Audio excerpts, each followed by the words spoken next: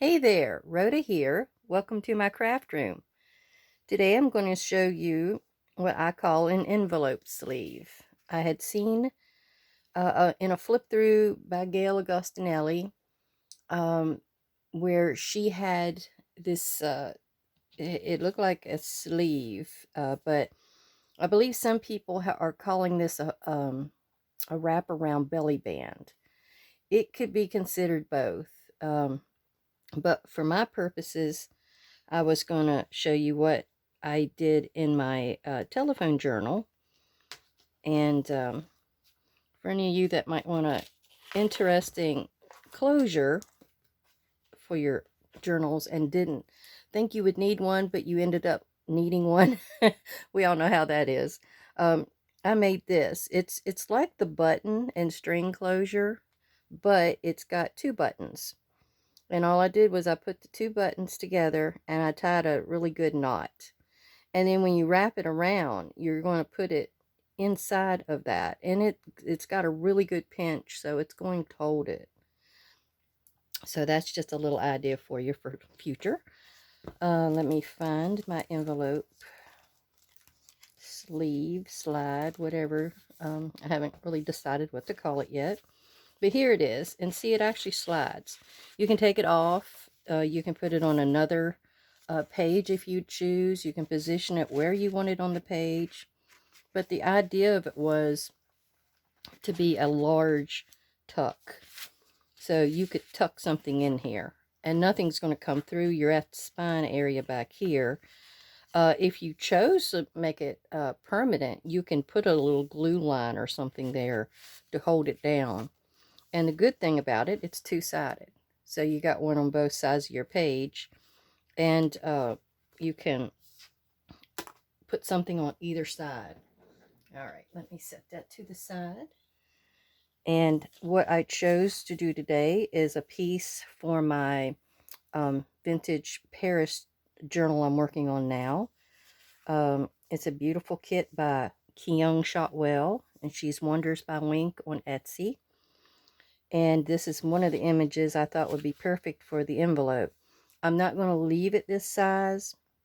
I'm going to actually cut it down. But I've measured the length of it to work with not a ripped off page, but a regular page for the book. And what I mean by that is like this.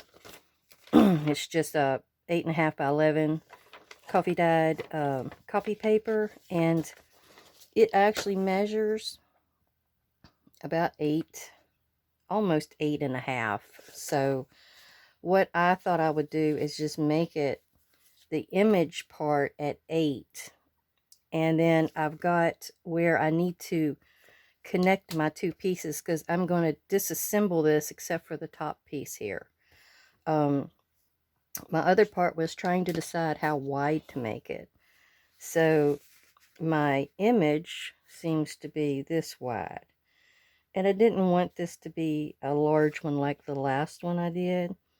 So I'm cutting it here. There we go. And what we're going to do is we're just going to go down through here with our thing. And then this opens up this side, which is great, because you want to have both your sides open. And as you can see, I've already put my line at the bottom for the bottom cut, but I'm not cutting there. I'm cutting a little past that, because that's the part that I'm going to tuck under together to make my connection. So here we're going to go through here, and you can just use any junk mail envelope. And even this is a great little piece, because you can keep it and cut it in sections and make you little tiny tucks and decorate the front of them to put in your journal.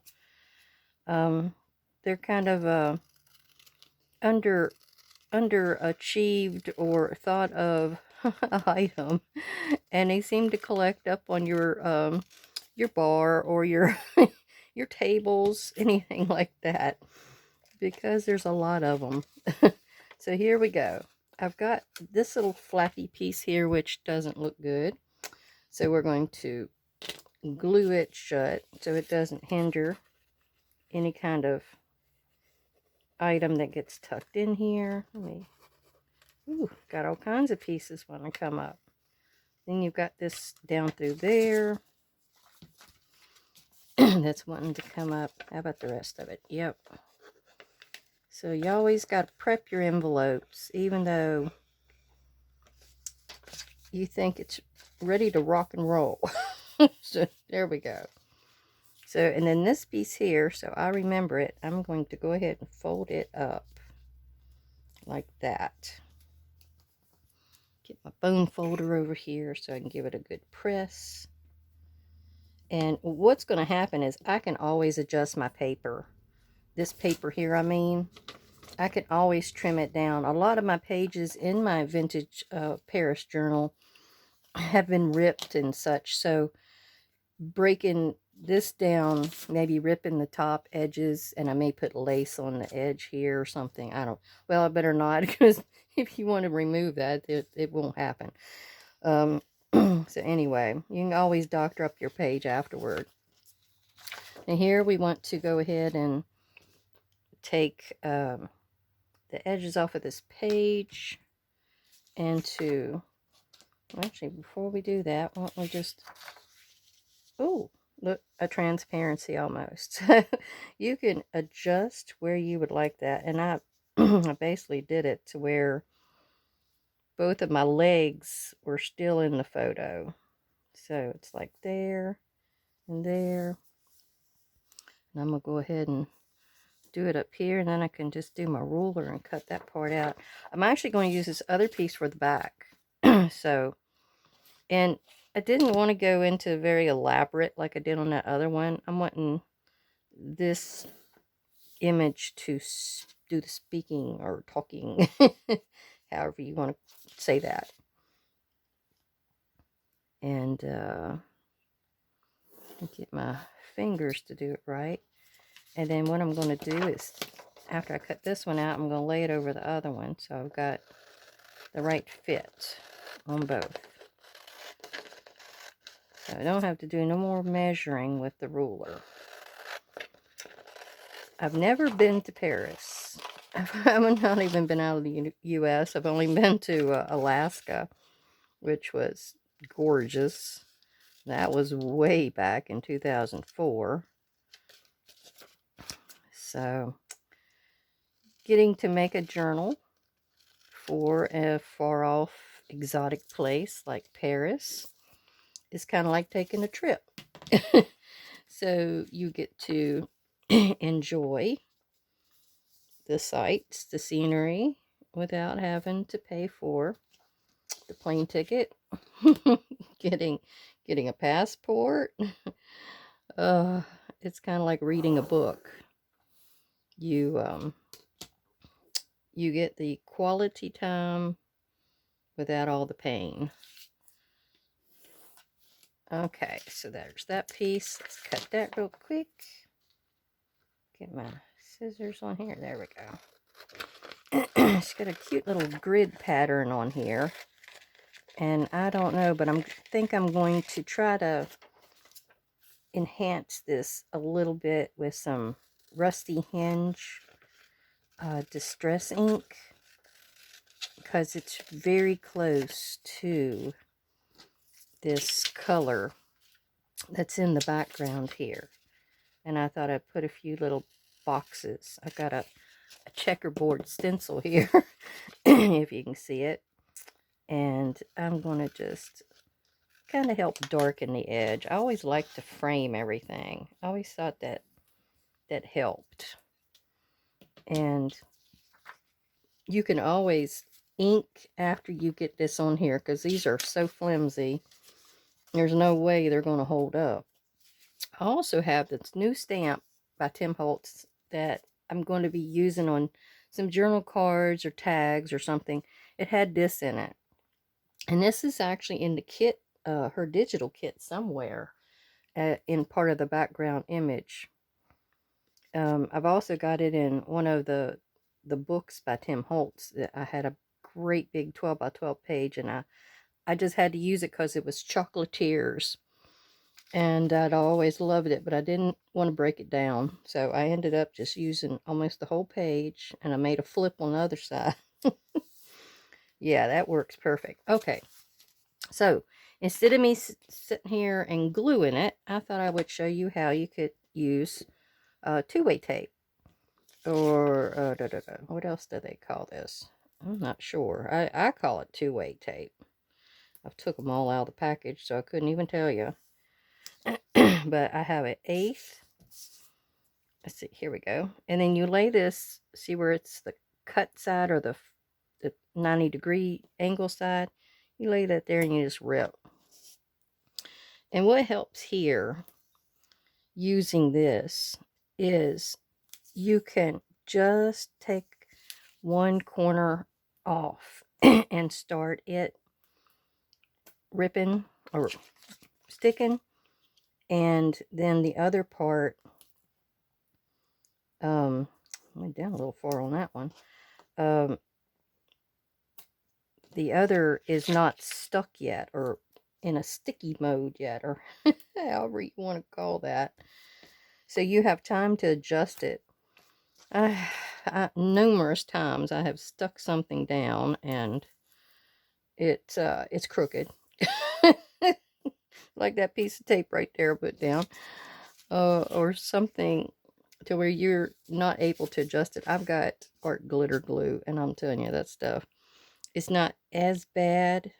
No, I'm sorry, I've got Barely Arts glue, but I'm thinking that it's not as bad as art glitter glue, because that's almost instant. As soon as you touch a surface, it's connected.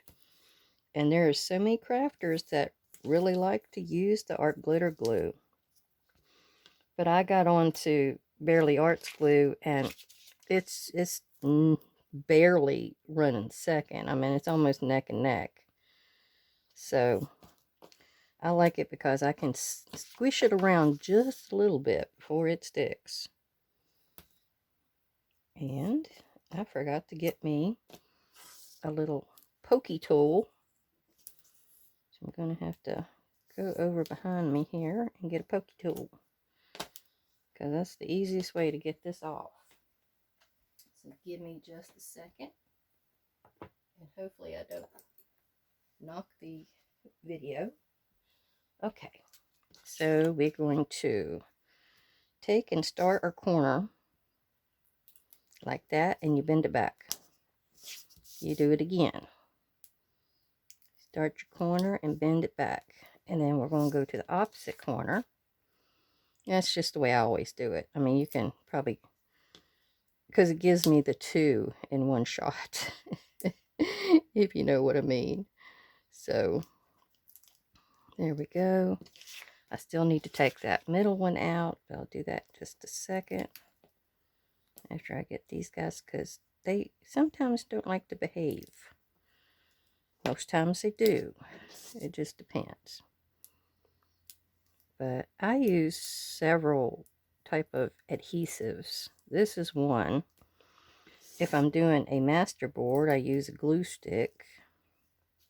And most times I use my Barely Arts glue. Okay, now this is a must that you have to take this one out. you don't have any decision there. There's no way to get in there to get to it. So we'll put that back up here, and we're going to put our big image on first. And what you're wanting to do is not really touch it down yet, but I go to this corner because I know it's the sticky corner because of these two flaps. So then I'm going to follow it down and get it as close as possible. And there we go. Because there's always room for trimming. You can always trim. Now what you're going to do is going to hold it down and just rip out all your pieces. And I think it's a less stressful way if you're doing something that's lightweight, especially. Glue is good, but this is just as good. All right, we're going to take it, do a little bit of trimming, though I doubt if we really need to. But I think when you get your your two-way tape really close to your edge, I can't even see now, you have a tendency of having a little bit of that, yeah, see how it's sticking? You have a tendency to have that happen, so you don't want that sticky around. But if you have where you just can't help it, you can put some cornstarch or baby powder or something on there to keep that from sticking. All right, that's the top. Let's do the back side. Oop, not upside down. You gotta pay attention to your patterns and everything to make sure you're always right side up. Okay, now that's down. Pull out my pieces.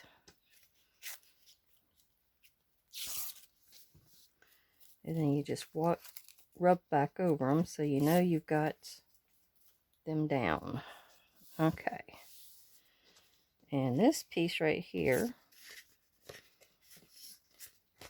has the envelope part showing. Oops.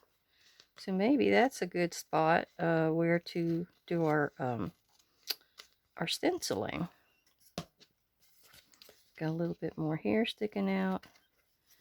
You always got to tweak everything. It's never as simple as you think it'll be. All right, so we got all that good. And I will just use glue on this. We're going to make this flat so we can go ahead and do our edges. I'm going to do Vintage Photo first. Let me not reach over and okay, do my Vintage Photo. I got a bad looking tray here. I could only get Vintage Photo Distress in this 4-pack because they don't carry it at the store in like a single. They only have oxides. So I went ahead and got it.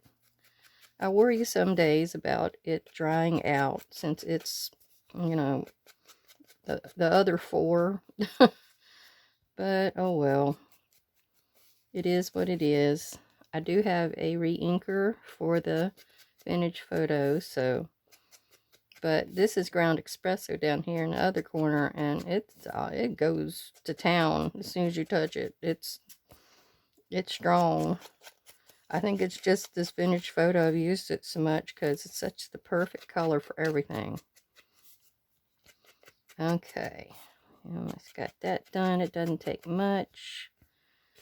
And some people prefer not to do the inking, and some do. Since this is an antique style journal, I think I need it. I think I need it. All right, now we're going to try to do a little stenciling, and we're going to use the back side of this. My extra page, I can always use that on some back of a tag. It'd be perfect to write on. So here we go. We're going to experiment with the large one. I got 3 sizes here. Maybe we'll go with the smaller one. Yeah, it's more delicate looking. And we'll kind of do it on both sides. And here's my Rusty Hinge ink. That's the one I'm going to use. And we're going to just start swirling very gently. You don't want to press down very hard. And what we're going to try to do is like a fade in. We're going to be heavy at the outside edge, and then we're going to kind of fade it in.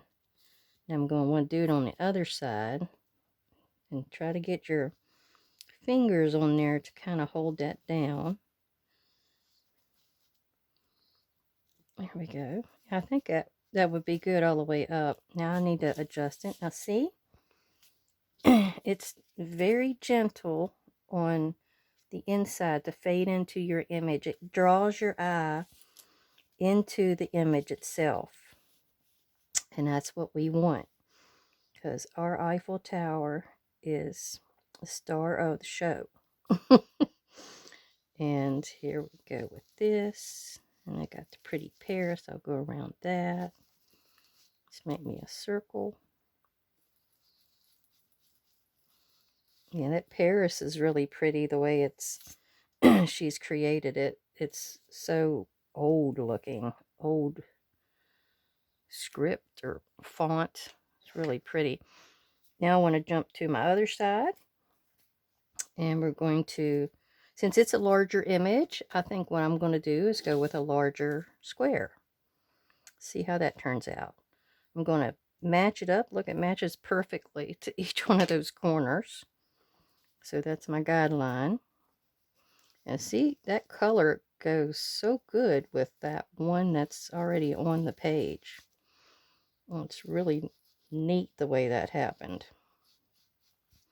Okay, let me go on this side. Do that. Oops, didn't do my fade in. Okay.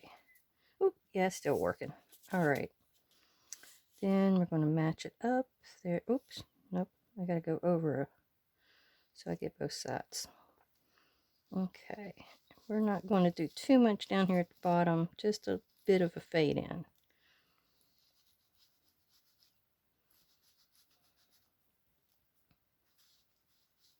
Okay, there we go. I'm happy with that.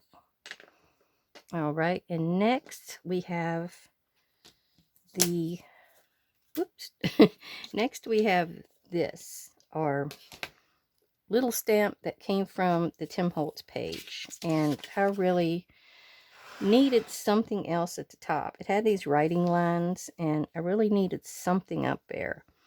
So I thought that would work.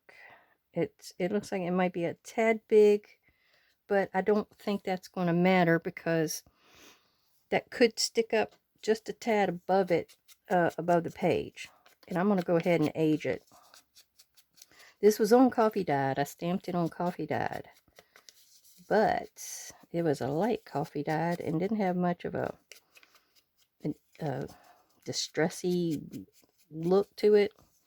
So we want to do this, and what we're going to do is go all around our edges and kind of flat rub it too, to make it go in and fade in a little bit instead of that just that line there like that.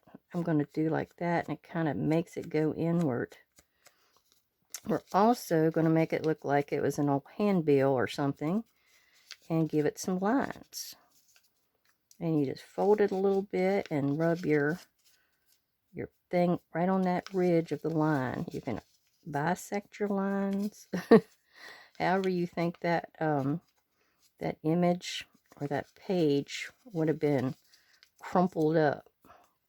And you can actually do that too. You could crumple it and then rub over lightly the wrinkles that exist after you've done that.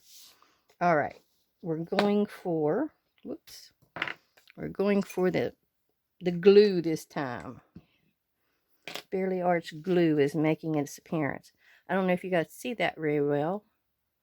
Is it focusing? There we go. All right, so we are going to scribble, and I'm not going to go to the very top because that may stick off. And okay, and we're going to try to, I'm going right dead center. So I think the Eiffel Tower actually has a little point that comes out the top, but I don't think this image had it. That one I can, no, I don't see it on this one either. I think that's part of some script that's on the page underneath of it. All right, did I get it straight? Oh, I think I did. I don't know. Maybe my head's crooked. Okay, I think it's straight. All right. Now we're going to seal this shut. You can redo your, well, I want to redo it where I don't see that. There we go. I only want to see the image. There, I think that works. I put a little bit of what you call it on it, but